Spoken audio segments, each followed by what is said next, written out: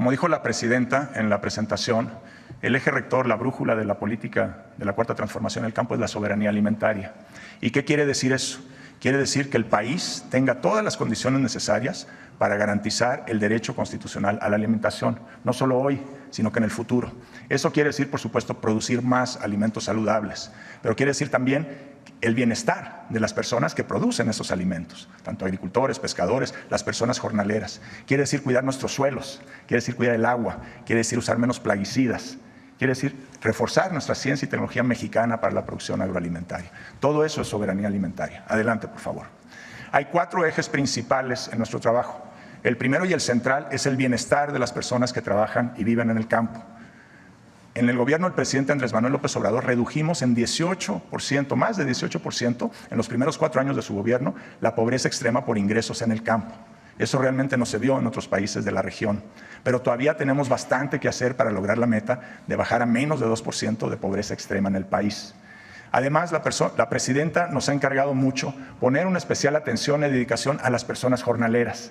Nos olvidamos de las personas jornaleras. Son más de 2 millones de personas que trabajan cosechando los campos y la comida que todos nosotros recibimos y que se encuentran entre los más pobres y vulnerables de nuestra nación, particularmente las mujeres jornaleras. Se va a hacer un esfuerzo para garantizar sus derechos constitucionales a la salud, a la educación y a la vivienda. Y quiero enfatizar con mucha fuerza que aquí le cabe también una responsabilidad al sector privado, sobre todo en los derechos laborales de estas personas.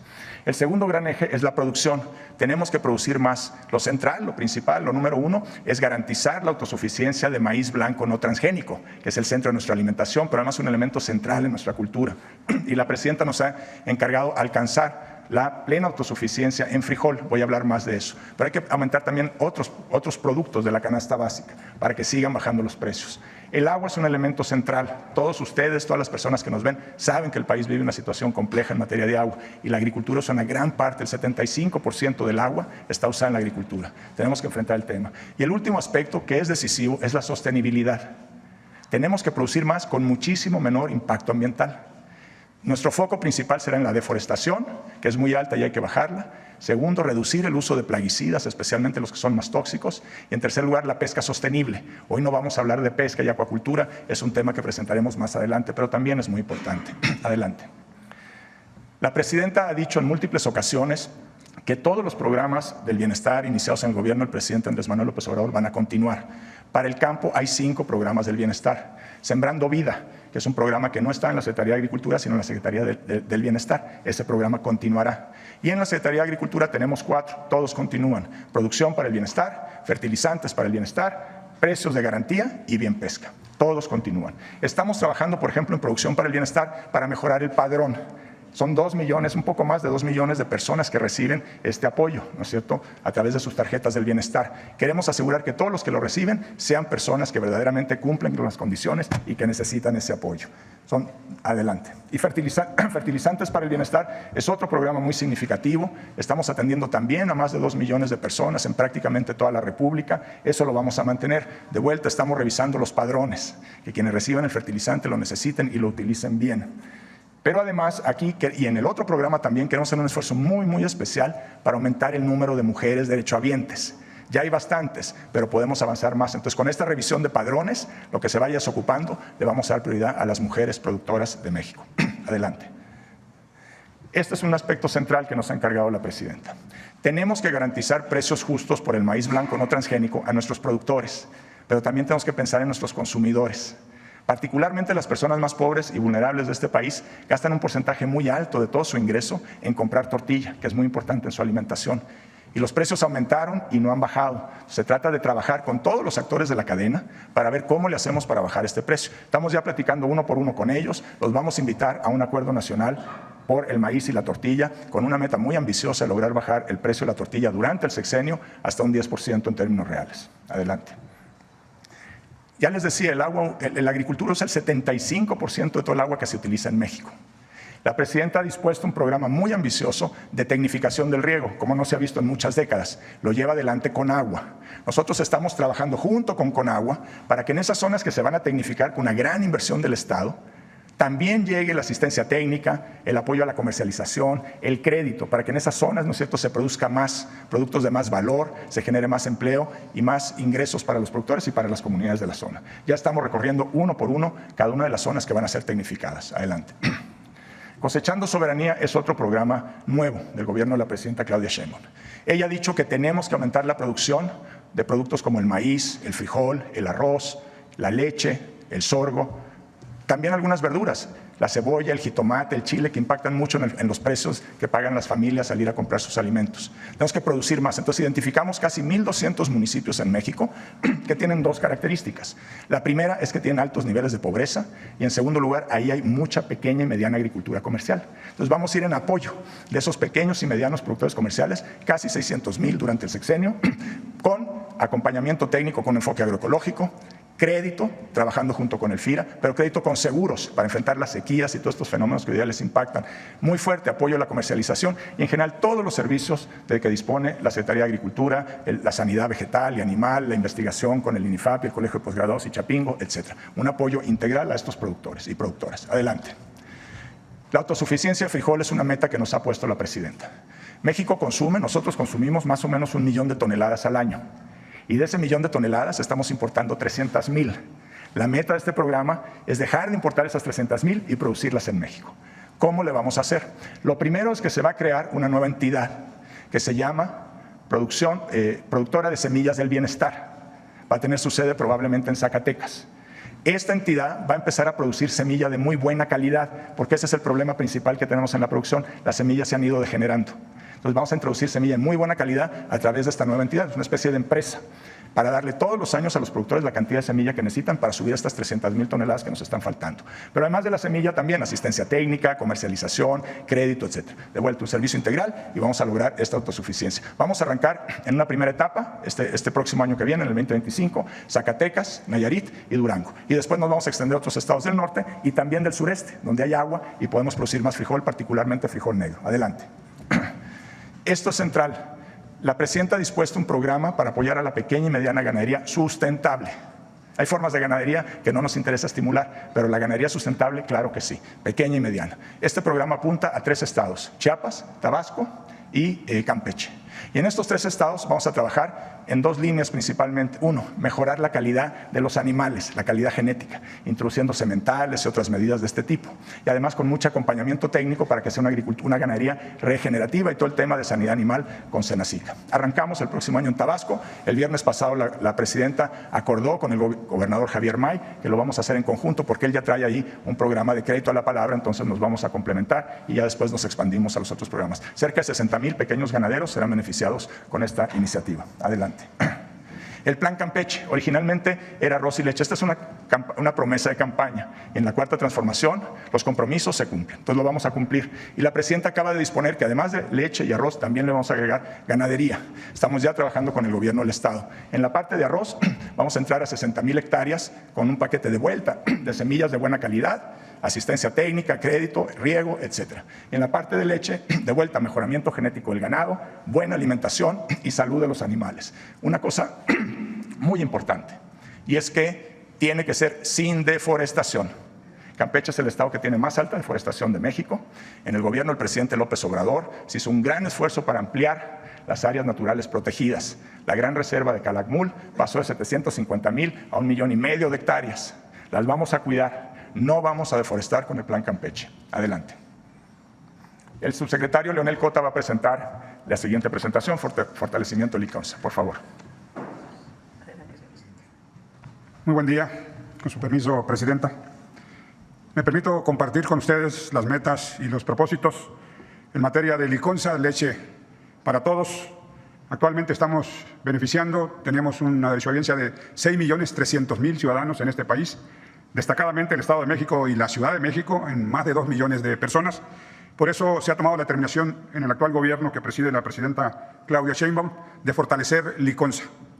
Una primera decisión es crear una planta pasteurizadora de leche en Campeche. Actualmente estamos captando de los estados de Campeche, Chiapas y Tabasco alrededor de 20,000 litros diarios que son trasladados desde allá, desde aquella región, 1,200 kilómetros, a la planta pasteurizadora de Tlaxcala o de Tláhuac, dependiendo de cómo se haga el acopio diario. La meta es iniciar con 40,000 litros diario en esa planta pasteurizadora que habrá de ser instalada en el Parque Industrial de Campeche, con todos los servicios, con toda la conectividad para poder acopiar leche de otros estados y de otras regiones y fortalecer con ello el número de derechohabientes de Liconza en la región. Alrededor de 341,000 beneficiarios derechohabientes tenemos en Campeche, Tabasco y Chiapas. Y desde luego planear desde ahí un crecimiento para toda la región sur-sureste, incluyendo desde luego Yucatán en el futuro y el estado de Quintana Roo. Esta meta la tenemos planeada para 15 meses, poder instalar, el máximo 15 meses poder instalar la planta pasteurizadora, con lo cual se integra un conjunto de plantas en todo el país, 11 con ella, 10 tenemos instaladas, una en Jalisco, una en Chihuahua, 3 en el Estado de México, una en Colima, una en el Estado de Michoacán, y justamente en el Estado de Michoacán, que existió hasta 1996, una planta de secado de leche, la queremos justamente como segunda meta de Liconza, poder establecer en un periodo de 12 meses. Tiene un costo de 350 millones de pesos y nos permitirá justamente planear el crecimiento de Liconza de 6,300,000 beneficiarios a 7 para 2025, a 7 millones de nuevos derechohabientes y al 2030 de 10 millones de personas beneficiadas. Esto significa que tendremos un crecimiento verdaderamente relevante en la meta de conformar un sector lechero productivo, autosuficiente en el país y con ello la oportunidad también de conectar con los consumidores que tendrán oportunidad de poder justamente beneficiarse de la planta de secado en el estado de Michoacán. Esa planta había sido instalada por el general Lázaro Cárdenas en 1963, fue una gestión que hizo a la FAO y fue prácticamente desmontada y llevada a un sitio privado. Y finalmente en el estado de Chihuahua, que nos importa mucho, instalar 14 centros de acopio, 4 en Chihuahua, 3 en Delicia, 3 en Mioqui, 2 en Saucillo, 1 en Julimes y 1 en Camargo, para fortalecer la planta que tenemos instalada en Cuauhtémoc, en ese estado de Chihuahua, y que nos va a permitir, con una inversión de 120 millones de pesos en los 14 centros de acopio, poder tener la estabilidad en la producción de este importante producto en ese estado, debido a las distancias. Es muy difícil que el productor lleve hasta Cuauhtémoc su producto, y con ello, con los centros de acopio, vamos a integrar justamente la oportunidad de que sea el producto entregado de manera directa, sin intermediarios, a la planta pasteurizadora de ese estado, y también algunos otros centros como de acopio que estamos fortaleciendo en el sureste, en Tabasco, en Chiapas, en el centro de la República, particularmente en el estado de Hidalgo. Con ello, la meta de Liconza es, en este sexenio, servir a 10 millones de habitantes de manera directa con este producto esencial que es la leche. ¿Cuánto cuesta la leche de Liconza? La leche de Liconza tiene actualmente un costo de $6.50 para 6,300,000 ciudadanos. Tenemos un servicio especial para comunidades de mayor pobreza, de acuerdo con los datos que se publican, de $3.50 en comunidades indígenas, en municipios más pobres del país, y de $4.50 en estados como Guerrero y Chiapas. Desde luego no estamos contemplando incrementos sustantivos, más que el hecho de la inflación, que para nosotros es muy importante para poder seguir creciendo en regiones importantes donde hay que fortalecer este proyecto.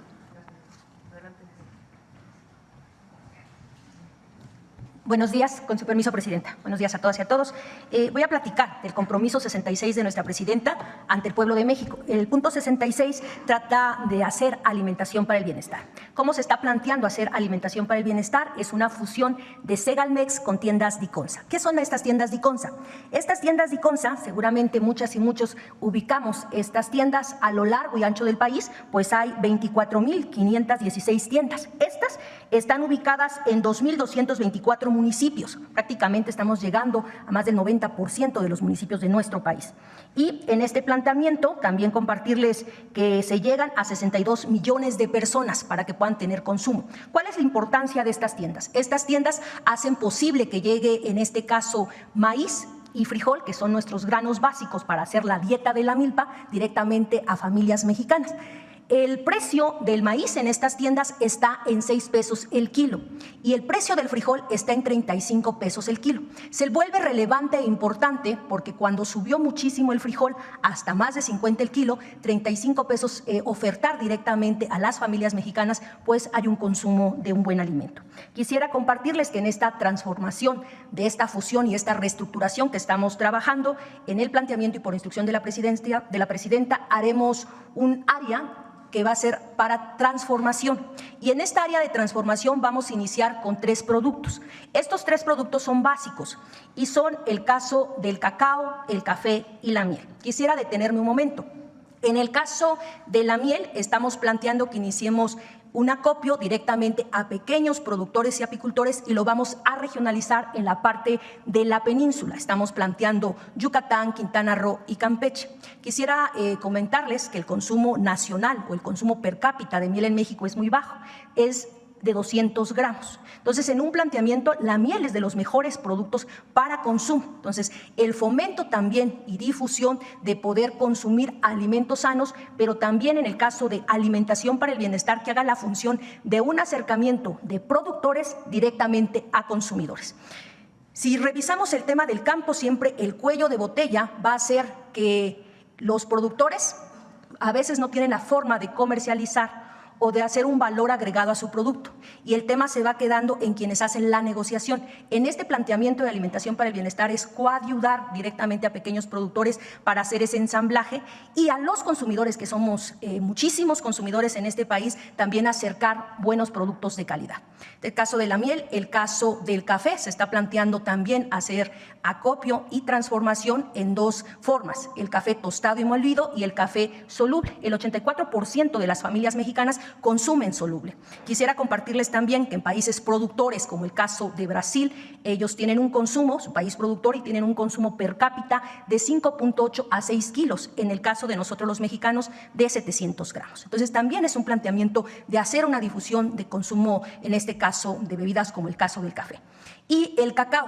El cacao, recordar que fue la primera moneda prehispánica y que se ha fomentado la producción en sistemas agroforestales que son altamente sustentables, y en este planteamiento que inició el programa Sembrando Vida, el planteamiento también nuestro es que podamos coayudar en la transformación de cacao en dos presentaciones, cacao para chocolate de mesa y también en polvo. Y en este planteamiento también llevar un buen alimento a las mesas, porque a veces si revisamos mucho de las bebidas o del chocolate que consumimos, pues prácticamente son endulzantes y mucho azúcar, ¿no? Entonces, en este planteamiento iniciamos con estos tres productos, son productos emblemáticos porque los tres productos que estamos hablando, de miel, de café y de cacao, son productos que cuidan mucho a nivel, en este sentido, de sustentar en este caso el ecosistema. Cuando hablamos de apicultura, pues es cuidar las abejas. Y si hablamos de la península, también es hacer justicia social y ambiental a las comunidades mayas apicultoras. Si hablamos del cacao, es también refrendar ese trabajo que se viene haciendo para la parte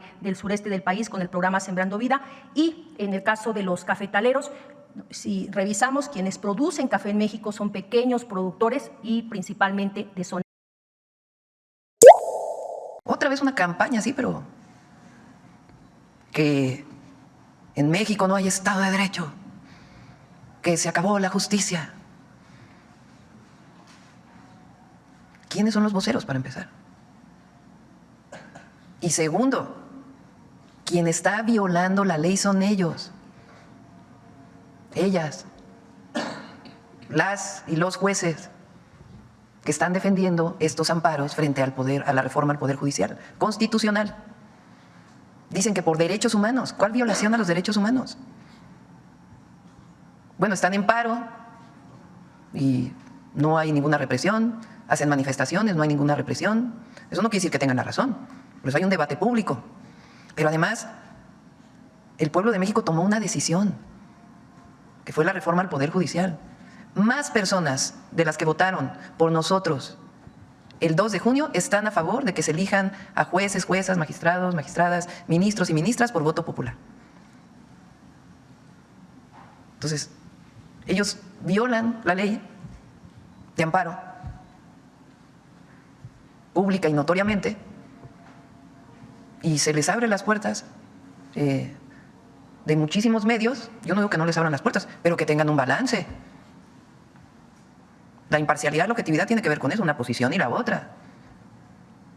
Además, si algo estamos haciendo en México, y va a ser un ejemplo al mundo, aunque en Harvard digan otra cosa, la elección del Poder Judicial va a ser un ejemplo, porque es el pueblo decidiendo sus jueces, sus magistradas, magistrados, ministros, ministras de la Corte a partir de un proceso de selección abierto, transparente, público, en donde se tienen que cumplir una serie de requisitos, porque también se dicen muchas mentiras, de que la tómbola fue para elegir los jueces, de que no, fue para definir cuáles plazas se van a poner a votación. Entonces, Estamos construyendo un verdadero Estado de Derecho en nuestro país. Y no se nos va a olvidar nunca, porque así llegamos nosotros, que nosotros servimos al pueblo de México. No servimos a unos cuantos intereses. Y frente a quien defiende privilegios, como este de el aumento al presupuesto del Poder Judicial, ayer lo presentó Rosa Isela, se ha presentado aquí varias veces en su momento con el presidente López Obrador, ganan más de 700,000 pesos al mes. ¿Por qué tienen que ganar 700,000 pesos al mes? Dicen que para acabar con la corrupción. Bueno, entonces, los fideicomisos del Poder Judicial, ya lo dice la Constitución, tienen que ser reintegrados al presupuesto público y se van a usar de manera muy transparente. En su momento se pidió que se usaran para Acapulco. A lo mejor de nuevo podemos usarlos para Acapulco. Por cierto, aprovecho un paréntesis, el domingo vamos a dar una conferencia de prensa en Acapulco de todo lo que hemos hecho después del huracán John y en todo Guerrero, no solamente en Acapulco. Cierro paréntesis. Bueno, entonces no hay razón. El presupuesto del próximo año se va a establecer para el Poder Judicial de acuerdo como lo establece la Constitución. Porque además está por aprobarse la reforma constitucional para que ahora sí ya nadie gane más que la Presidenta de la República. Y sobre el tipo de personajes, de juzgadores, prácticamente con estos antecedentes dando una mañanera, ¿qué opina, Presidenta? Pues que lo valore la ciudadanía. Yo decía al revés. A ver, ¿por qué no los jueces, juezas honestos, que tienen mucho que presumir de su historial, no se proponen para ser parte de nuevo del Poder Judicial a partir de la elección popular? Y también que se haga público pues sus historiales. Estaremos en unos casos de acuerdo, en otros no, pero son servidores públicos. El juez, la jueza, es un servidor, una servidora pública. Servidor público quiere decir estar al servicio del pueblo. Eso quiere decir servidor público. No estar al servicio de un privilegio de unos cuantos. Sistemáticamente el juez Juan Pablo Gómez Fierro, pues que también se le conoce como quien ha bloqueado varias políticas de la soberanía del país, ha apoyado que ahora ya es magistrado de circuito, ha favorecido a la inmobiliaria Trepi de José Manuel Berumen Bautista. Esto precisamente para anteponer esta construcción. Cuando el presidente López Obrador era jefe de gobierno y su servidora secretaria de Medio Ambiente, encontramos que Los Pinos se había llevado una parte del bosque de Chapultepec. Salinas de Gortari amplió Los Pinos para poder correr en el Parque de la Hormiga. Así se llama esa parte del bosque de Chapultepec. En aquel entonces era Fox presidente y me comisionó el entonces jefe de gobierno a que fuera a solicitar la entrega del Parque de la Hormiga. Finalmente Fox accedió y se recuperó el Parque de la Hormiga. Y después fuimos recuperando una buena parte de la tercera sección del bosque de Chapultepec. Por razones ambientales y porque además lo que es público es público. Estamos a favor de la propiedad privada y que se respete la propiedad privada, y para eso hay leyes y está la Constitución. Pero lo que es público es público. Lo que cambió es que ya no privatizamos lo público, porque tuvo no una buena historia en nuestro país, pero además lo que es del pueblo es del pueblo, lo que es de la nación es de la nación. Entonces, el bosque de Chapultepec lo vamos a defender como todas las áreas naturales protegidas. Hay casos en el sureste, hay pendientes que también vamos a atender. Entonces, el cambio de uso de suelo, no va a haber cambio de uso de suelo de zonas naturales y particularmente áreas naturales protegidas a otros usos y menos de desarrollo urbano. Al revés, vamos a proteger y a seguir ampliando las áreas naturales protegidas. Vamos a dar resultados en seguridad. No es de la noche a la mañana, pero estoy convencida de que la estrategia es correcta. Y la voy a repetir. Atención a las causas no se nos puede nunca olvidar. Criticaron mucho al presidente López Obrador, pero en la medida que un joven no tenga que acercarse a una banda delictiva, yo decía en la campaña a la Ciudad de México, un estudiante más es un delincuente menos, un artista más es un delincuente menos, un deportista más es un delincuente menos. En la medida que atendamos todavía más a las y a los jóvenes, a las y los niños, en esa medida va a disminuir, que no se acercan a ser base social de ningún grupo delincuencial ni ser parte de algo que durante años se vio todavía en series de televisión, como si fuera una opción de vida. No, la delincuencia es una opción de muerte y más la delincuencia organizada. Nosotros lo que tenemos que ofrecer son opciones de vida para las y los jóvenes, de vida feliz, que sea parte de su bienestar hacia el futuro. Entonces, la atención a las causas es un elemento central. El segundo es la consolidación de la Guardia Nacional como una fuerza fundamental nacional de cercanía de la ciudadanía y al mismo tiempo de vigilancia y una fuerza preventiva y también, como dice la Constitución, una parte de inteligencia e investigación. La tercera es inteligencia e investigación. Esto es fundamental. ¿Cómo hay la detención de un delincuente? Pues a través de una carpeta de investigación de una fiscalía. ¿Y quién otorga un orden de aprehensión? un juez o una jueza. Para hacer una carpeta de investigación tiene que tener pruebas. Estamos hablando no de detenciones en flagrancia en el momento que se comete el delito, sino una vez que se conoce quién genera la violencia, cómo puede hacerse en el marco de los derechos humanos y del Estado de Derecho la detención de un delincuente. Si no se fortalece la inteligencia y la investigación, esta parte va a quedar todavía disminuida, que al final nos lleva a disminuir la impunidad. Y la cuarta es la coordinación. Aprovecho para decir, estuvo en la mañana la gobernadora de Guanajuato. El compromiso es bajar la delincuencia en Guanajuato. Vamos a bajar los índices delictivos en Guanajuato. Y de las dos maneras. Y está de acuerdo la gobernadora. Atender las causas. No puede ser que Guanajuato sea el número 1 de adicciones, el número 1 de salario medio, el menor salario medio. Atender a las causas y al mismo tiempo el trabajo conjunto para abatir los índices delictivos. Homicidios, robos, extorsión. Viene, por cierto, la modificación de la Constitución para que la extorsión sea delito grave. Entonces, es una estrategia que va a dar resultados poco a poco y consolidar nuestro gabinete y la coordinación con las fiscalías también y un poder judicial pues, que no esté dando amparos al por mayor para que salgan los delincuentes. Porque este fenómeno de la llamada puerta giratoria, en donde se detiene un delincuente y sale a los pocos días, también tiene que ver con el Poder Judicial. El Poder Judicial también tiene una responsabilidad en la pacificación del país. No solo es el Ejecutivo, también es la Fiscalía, que es parte del Ejecutivo, aunque con autonomía, y el Poder Judicial, que tiene que ser parte del proceso de pacificación. Y por eso la reforma al Poder Judicial va a ayudar mucho, porque al final es la corrupción también lo que ha permitido este fenómeno de la puerta giratoria. Entonces, decirle a la gente que vamos a trabajar, que no es el regreso de la guerra contra el narco, no queremos eso, pero sí una estrategia que tenga atención a las causas y disminuir la impunidad. Pues hay que recordar qué fue lo que pasó en Sinaloa. De nuevo. ¿Y por qué se da o sea, todavía no hay la explicación de parte de Estados Unidos? Y vamos a seguir insistiendo en ello. ¿Les va a dar algún tiempo a Estados Unidos, Presidenta? No, pues depende de ellos. Pero eso no quiere decir que nosotros quitemos el dedo del renglón. ¿Cómo fue que se dio esta detención?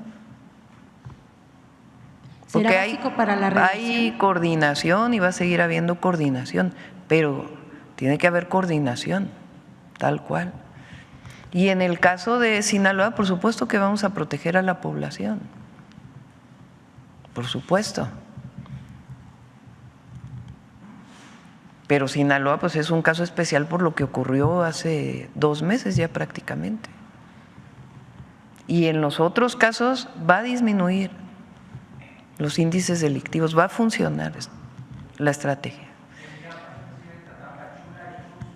También vamos a trabajar ahí.